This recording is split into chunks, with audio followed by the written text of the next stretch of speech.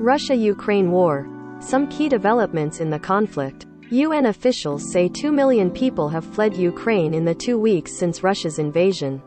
2 million people, half of them children, have fled Ukraine in the less than 2 weeks since Russia invaded the country, officials said Tuesday, as Europe's worst refugee crisis since World War II grows by the day. As the cross-border exodus from Ukraine continued, the humanitarian situation in the country's besieged cities grew more dire, including the port of Mariupol, where bodies lay uncollected in the streets and hopes for a mass evacuation of civilians were dashed yet again, Ukrainian officials said. Several thousand people did manage to leave the northeastern Ukrainian city of Sumy on buses on Tuesday through one of the humanitarian corridors Russia and Ukraine agreed to Monday, but that happened after overnight shelling killed 21 people in the city, according to the Ukrainian officials, as fierce fighting ragged in a huge swath of the country. Meanwhile, Poland said it would give Soviet-era fighter jets to the US for transfer to the Ukrainian military, which could inflame tensions between Moscow and Washington. And President Joe Biden banned Russian oil imports to the US, seeking to further cripple the Kremlin's ability to finance its invasion. Here's a look at key things to know about the war. What has been directly witnessed or confirmed by the Associated Press. Videos showed people boarding buses in Sumy on Tuesday and showed buses marked with a red cross driving along a snowy road as they headed out of the city. Ukrainian Deputy Prime Minister Irina Vereshchuk said both sides agreed to a ceasefire from 9 a.m. to 9 p.m. for the evacuation of Sumy civilians, who were headed southwest to the Ukrainian city of Poltava. Earlier, a video from Sumy showed rescuers pulling the wounded out of debris following an overnight airstrike. A woman who was trapped under the rubble survived, according to the Ukrainian Interior Ministry. Video also showed women and children in Mariupol gathered in a basement shelter as outgoing artillery fire blazed in the distance. One of the women, Goma Jana, lamented, "Why shouldn't I cry? I want my home, I want my job. I'm so sad about people and about the city, the children." Civilians in Mariupol, a city of roughly 430,000 people, have been without water, heat, sanitary systems and phone service for several days, and many have turned to breaking into shops. The video showed a Ukrainian soldier telling people, please be united. You don't need to panic. Please don't steal everything. You will live here together.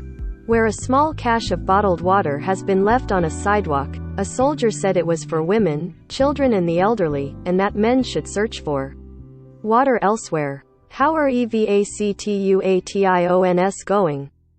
Vereshchuk said 5,000 people were evacuated from Sumy to Poltava, including 1,700 foreign students.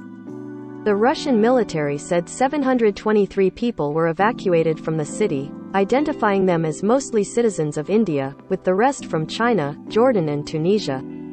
Made no mention of Ukrainians among the evacuees. The planned evacuation of civilians from Mariupol failed because Russian troops fired on a Ukrainian convoy carrying humanitarian cargo to the city that was later going to ferry people out, Vereshchuk said. The Russian military denied firing on convoys and accused Ukraine of blocking the evacuation effort. Russia said Monday that civilians would be allowed safe passage out of several cities, including Sumy, Mariupol, Chernihiv, Kyiv and Kharkiv. But it wasn't clear if evacuations happened in those other cities. Repeated attempts to create safe evacuation corridors have failed since last weekend amid continuing fighting and objections to the proposed routes. Ukrainian officials said a safe corridor did open early Tuesday from Irpin, a city near Kyiv that has been without electricity, water and heat for days. But it wasn't clear how long it remained open or how many people used it. What else is happening on the ground?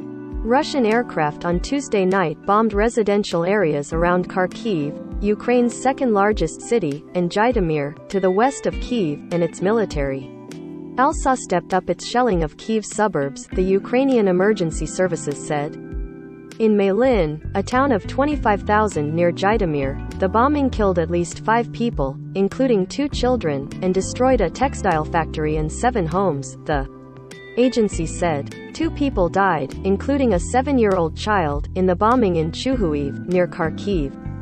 Ukrainian officials also reported dire conditions in the Kyiv suburbs of Bucha, Hostomel, Irpin, Vyshhorod and Borodyanka, including bodies of the dead that couldn't be buried. The mayor of Lviv said the city in far western Ukraine was struggling to feed and house the more than 200,000 people who have fled there.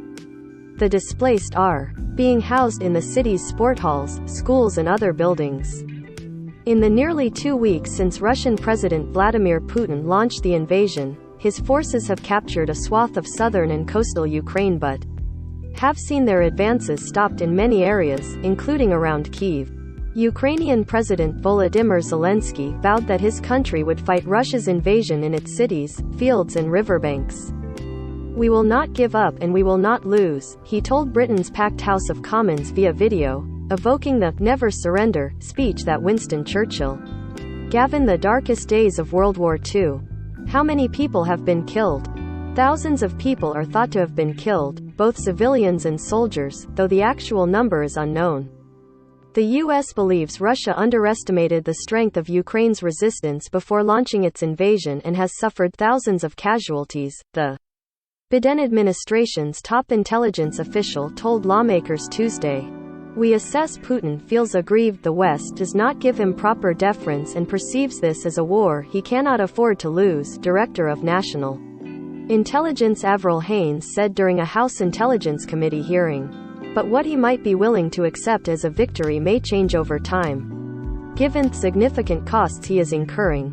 The UN Human Rights Office said Tuesday that it had confirmed that 474 civilians had died and 861 had been wounded in Ukraine since the February 24 start of the war, though it acknowledged that the actual figures are likely much higher. UN officials also said Tuesday that 2 million people have fled Ukraine. What about aid to Ukraine and sanctions against Russia? The US and its NATO allies have rejected Ukraine's calls to enforce a no-fly zone over the country so as to avoid direct military engagement with Russia.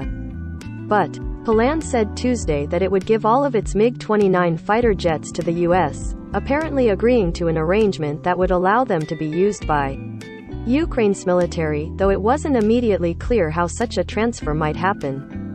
Ukrainian pilots are trained to fly Soviet-era fighter jets. Meanwhile, Biden said the U.S. would ban all Russian oil imports, toughening the toll on Russia's economy even if it will mean rising costs for Americans. Particularly at the gas pump, energy exports have kept a steady stream of cash flowing to Russia despite otherwise severe restrictions it faces. Hours after Biden's announcement, Russia's central bank sharply tightened currency restrictions in ways not seen since Soviet times. It ordered the country's commercial banks to cap the amount clients can withdraw from their hard currency deposits at $10,000 and told them to stop selling hard currency to clients, which will likely foment black market for foreign currency.